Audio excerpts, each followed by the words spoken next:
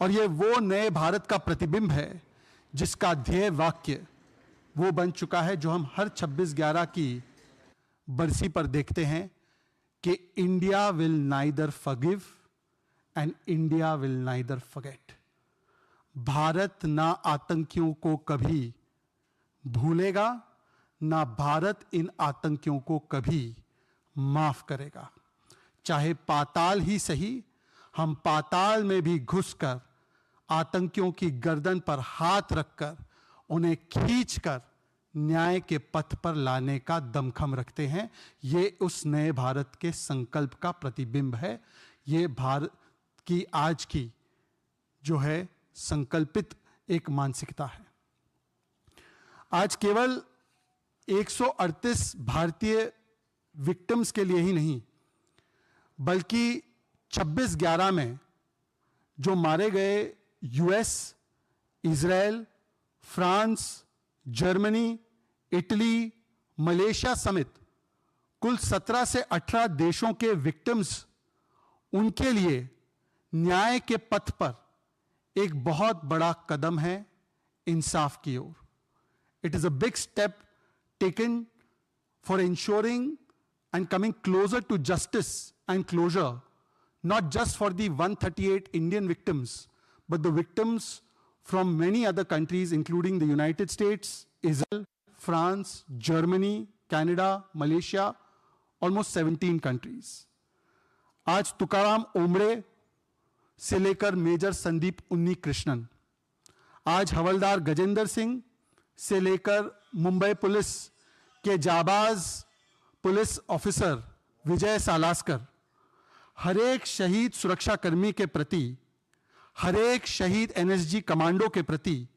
ये भारत की भावपूर्ण श्रद्धांजलि भी है। और ये एक ऐसा स्टेटमेंट है कि भारत के जो भी सुरक्षाकर्मी हैं, उनकी शहादत,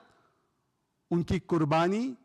भारत मां की अखंडता और एकता के लिए हम कभी व्यर्थ होने नहीं देंगे। मित्रों, ये एक और चेतावनी भी है। आज तहव्वुर राणा को जब लाया जा रहा है और ये दृश्य पूरी दुनिया में जा रहे हैं, भारत में हर कोने में, हर घर में जा रहे हैं, तो ये एक चेतावनी भी है हर एक वो आतंकी के लिए, आतंकी साजिशकर्ता के लिए, मास्टरमाइंड के लिए, कि चाहे आप दुनिया के किसी कोने में, किसी बिल में छुपकर क्यों ना बैठे हो, आज भारत मोदी सरकार के तहत आप जहां भी होंगे आपको चुन चुन कर ढूंढेगी और आपके बिल से निकालकर आपको न्याय के पथ पर लाने का काम करेगी। मित्रों, पिछले 10 वर्षों में आतंक और आतंकवाद के प्रति हमारा एक सी चेंज हुआ है एटीट्यूड में, और आज का जो एक्सट्रेडिशन है वो उसी का दरअसल एक सिम्टम है, एक प्रतिबिंब है, जो 10 वर्षों में आतंक और आतंकवाद के प्रति एक चेंज्ड माइंडसेट और एक चेंज्ड एटीट्यूड है। आपको याद होगा, इससे पहले 2004 से 14 के बीच में खासकर ऐसा कोई महीना नहीं होता था जहां पर भारत के किसी बड़े शहर में कोई बड़ा आतंकी हमला ना हुआ हो। आपको याद होगा 2005 में दिल्ली, 2006 में वाराणसी,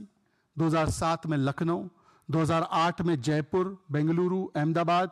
दिल्ली, मुंबई, अगरतला, रामपुर, 2009-10 में असम और पुणे, 2011 में दिल्ली, 2013 में हैदराबाद, बेंगलुरु, बोधगया, अलग अलग जगहों पर और बड़े बड़े शहरों पर आतंकी हमले जैसे नॉर्मलाइज हो गए थे। और जब भी कोई आतंकी हमला होता था तो स्टैंडर्ड ऑपरेटिंग प्रोसीजर यही होता था कि भारत मूक दर्शक बना अंतर्राष्ट्रीय मंचों पर केवल और केवल अपनी दलील रखता था, रिपोर्ट रखता था, परंतु ऐसे आतंकी और ऐसे आतंकवाद को प्रायोजित और स्पॉन्सर करने वाले तमाम ताकतों पर कोई ठोस कार्रवाई नहीं हो पाती थी। उल्टा उन अंतर्राष्ट्रीय मंचों पर अक्सर उस समय के नेता और उस समय का नेतृत्व और सरकार गिड़गिड़ाते नजर आते थे, परंतु उन तमाम प्रयासों से भारत को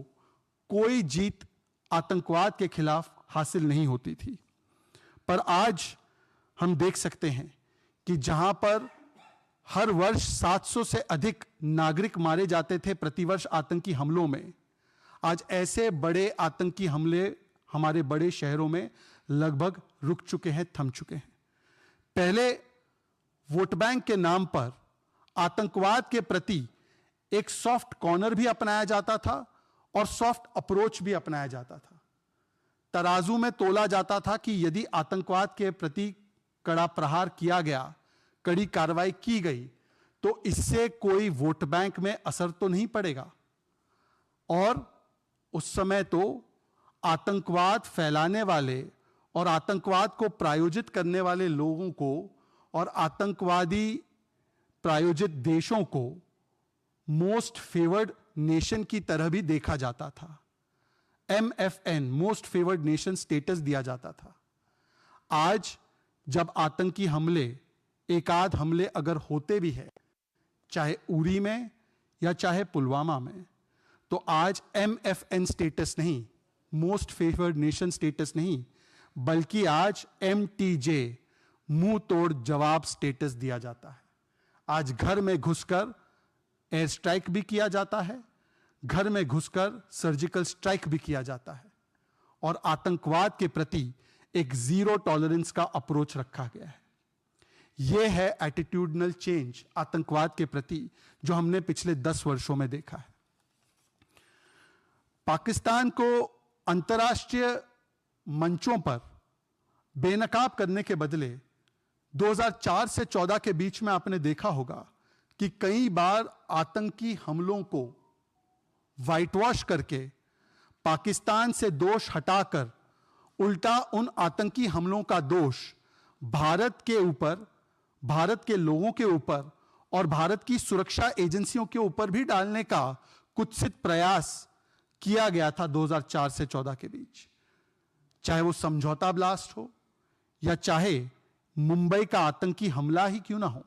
जिसे कहा गया कि ये आरएसएस की साजिश है। बताइए, जिसमें कसाब और वो तुकाराम ओमड़े जी की शहादत की वजह से जिंदा पकड़ा गया और साबित हुआ कि इस पूरे के पूरे आतंकी हमले के पीछे पाकिस्तान का हाथ है,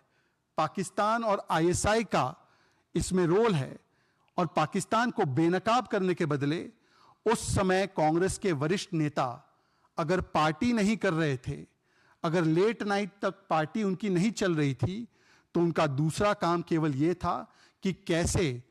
पाकिस्तान के इस इस्लामिस्ट टेरर पर लीपापोती की जाए और क्लीन चिट दिया जाए। यहां तक कि हिंदू टेरर और संघ टेरर और आरएसएस टेरर का एक फेक नैरेटिव जड़ने का भी काम कांग्रेस के उस समय के वरिष्ठ नेताओं ने किया, और आज भी उनके नेता उसी प्रकार से लगे हुए हैं। जब तहव्वुर राणा का एक्सट्रेडिशन हो रहा है, वैसे तो 10 साल इन्होंने कुछ किया नहीं, आज उसका स्वागत करने के बदले आज भी राष्ट्रीय सुरक्षा और राष्ट्र नीति की इतनी बड़ी जीत पर वोट बैंक की राजनीति की जा रही है। कांग्रेस के एक नेता जो उनके एलओपी रह चुके हैं, विजय वड़त्तीवार, उनका एक बयान आया था, शर्मसार करने वाला बयान था, कि शहीद हेमंत करकरे जी को कसाब और पाकिस्तानी आतंकियों ने नहीं, बल्कि उन्हें पुलिस वालों ने ही मारा था। यह उनका कोट अनकोट स्टेटेड बयान है, और यह कांग्रेस के leader of opposition, Maha Vikas Aghadi के लीडर ऑफ ऑपोजिशन का अधिकृत बयान था, जिसका ना कांग्रेस ने खंडन किया ना उससे किनारा किया। जब 26/11 हुआ था, तो आपको याद होगा, और आज भी मैं कई टीवी चैनल्स पर देख रहा था, एक इंटरव्यू किया गया था जो उस समय हमारे एयरफोर्स के चीफ थे, श्रीमान फली मेजर। और श्रीमान फली मेजर ने बताया कि किस प्रकार से उन्होंने उस समय की सरकार, उस समय के नेतृत्व से कहा कि अब इस आतंकी हमले का हमें मुंह तोड़ जवाब देना चाहिए। इसका मतलब कि आज जो हम सर्जिकल स्ट्राइक या बालाकोट एयर स्ट्राइक देखते हैं, उसकी क्षमता करने की क्षमता भारत की सेना, भारत की वायुसेना, भारत की सुरक्षा बलों में तब भी थी, परंतु राजनीतिक इच्छा शक्ति न होने के कारण फली मेजर साहब को, एयरफोर्स को रोका गया और कहा गया कि इस पर हमला करने से, इन कैंपों पर हमला करने से फायदा राजनीतिक रूप से किसी और को चला जाएगा और इसीलिए यह राजनीतिक फायदा किसी को ना पहुंचे और हमारे वोट बैंक में नुकसान या सेंधमारी ना हो, इसीलिए 26/11 के बाद जो निर्णायक कार्रवाई करनी चाहिए थी उससे भारत के सेना और सुरक्षा बलों को रोका गया। और यह फली मेजर ने भी कही है और इसी बात की पुष्टि बराक ओबामा साहब की किताब में भी और कांग्रेस के एक वरिष्ठ सांसद के किताब में भी की गई है कि किस प्रकार से उस समय के नेतृत्व को वोट बैंक के चलते सोनिया गांधी जी और उस समय गांधी परिवार जो एनएसी चलाता था, मतलब कि वही सुपर प्राइम मिनिस्टर था एक तरह से, उन्होंने ओवररूल कर दिया किसी भी प्रकार की ठोस कार्रवाई करने से। अंतर्राष्ट्रीय मंचों पर ग्लोबल डिप्लोमेसी के माध्यम से जिस प्रकार से आज अनेकों देशों से लगभग 17 से 18 ऐसे फ्यूजिटिव्स को